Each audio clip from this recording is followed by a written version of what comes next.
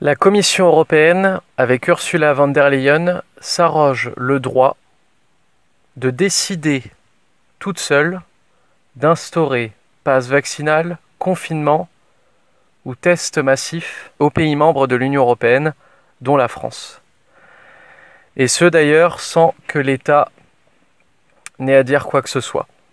C'est ce que révèle donc l'adoption par le Conseil européen le mois dernier, donc du projet de règlement datant du 11 novembre 2020. Donc en fait, l'Union européenne, dans sa volonté de créer une Europe de la défense, avait l'ambition d'un projet qu'elle avait déjà rédigé en 2020, en pleine crise pandémique, entre guillemets.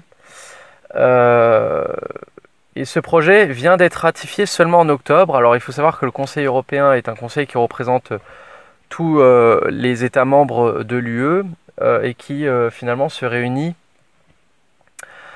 tous les semestres, je crois, en mars, juin, octobre et décembre. Et donc là, en octobre dernier, ils ont signé, finalement, adopté ce projet. Alors, que stipule ce projet?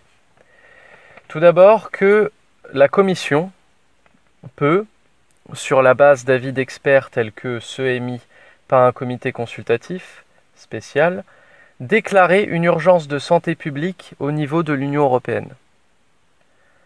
D'autre part, sur la base de contributions des États membres, la Commission élaborera des rapports sur la planification et la mise en œuvre par les États membres de la préparation et de la réaction au niveau national.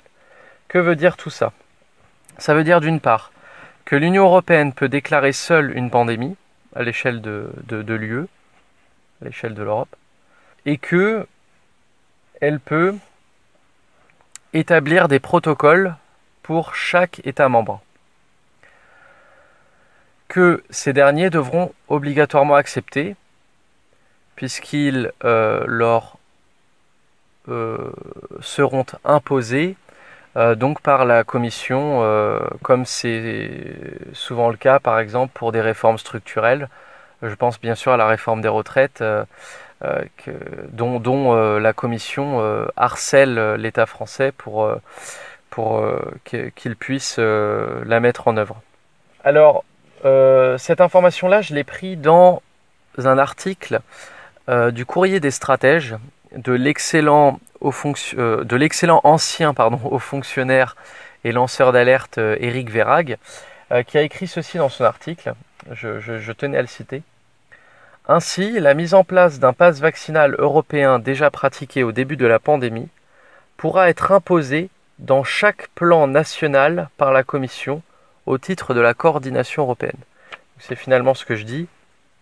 La Commission européenne s'arroge le droit juridiquement d'instaurer un pass vaccinal en France. Et on pourra toujours dire, oui, mais plus tard, si un État effectivement anti-pass ou anti-covidiste arrive au pouvoir, un gouvernement populiste, entre guillemets, mais que ce gouvernement ne veut pas sortir de l'Union européenne, il aura toujours la possibilité de désobéir. Non, puisque, en fait, si ce gouvernement-là n'accepte pas, je dirais, de renverser la hiérarchie des normes, le droit européen sera toujours supérieur au droit français. Et donc, ce gouvernement-là sera obligé, en fait, d'obéir en fait à l'Union européenne. C'est ce qui se passe avec Mélanie. Vous allez voir, elle obéira. Donc en fait, c'est bien la Commission qui va décider tant qu'on ne sort pas de l'Union européenne. C'est tellement vrai que si l'Union européenne impose à l'État quelque chose d'anticonstitutionnel à la France, c'est le droit européen qui prime. Et donc l'État va se coucher et va appliquer les injonctions de la Commission. Donc la Constitution française ne sert à rien, elle est en dessous en fait du droit européen. Voilà. Bon, cette information-là, je voulais quand même la mettre en parallèle avec une information un peu plus vieille mais très récente puisqu'elle est de cette année. sur la signature et l'adoption par le Parlement mondial de la santé d'un traité présenté par l'Organisation mondiale de la santé, donc l'OMS, intitulé Renforcement de la préparation et de la riposte de l'OMS aux urgences sanitaires. Donc pareil, de la même manière que Macron a accepté finalement ce projet de la Commission européenne, puisqu'il il est présent au Conseil européen, il a signé ce traité de l'OMS qui donc donne à l'OMS le pouvoir de déclarer des pandémies, ce qui n'est pas nouveau, de décider quel protocole doit être suivi, ce qui n'est pas nouveau puisqu'elle fait des recommandations, quelles que soient effectivement les constitutions des pays. Mais ce qui est nouveau, c'est que dans ce traité-là, il est stipulé que si un pays membre de l'OMS n'obéit pas à ces protocoles, de l'organisation, il a 12 mois pour le faire.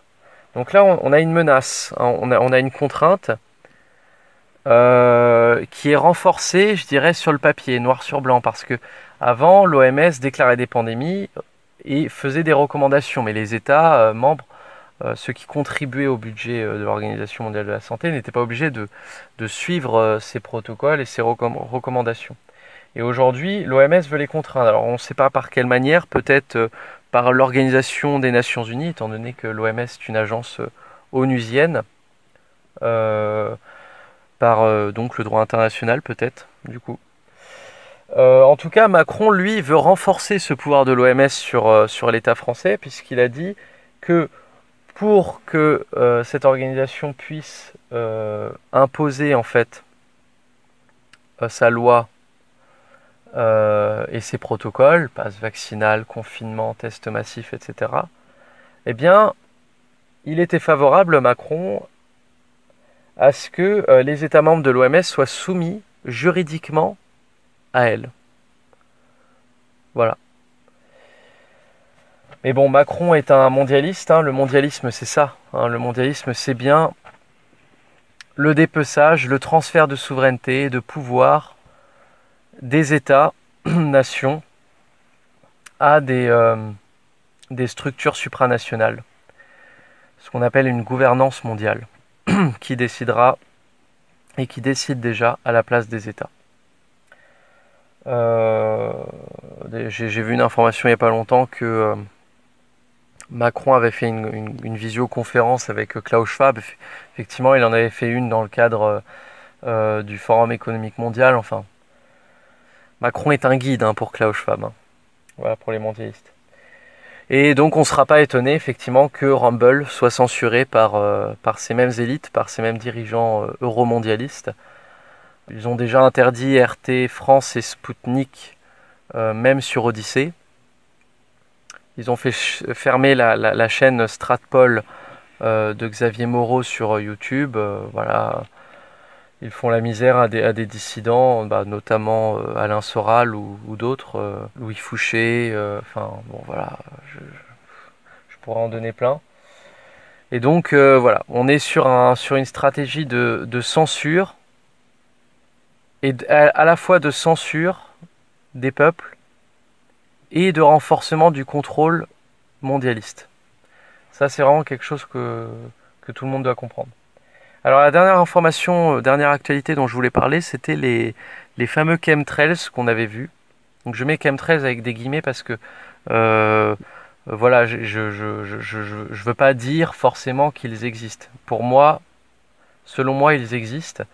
Et j'aimerais bien d'ailleurs que ceux qui pourraient visionner cette vidéo me disent un petit peu leur conviction là-dessus. Moi, je ferai une vidéo bientôt spéciale sur ça, qui sera détaillé, qui reprendra notamment des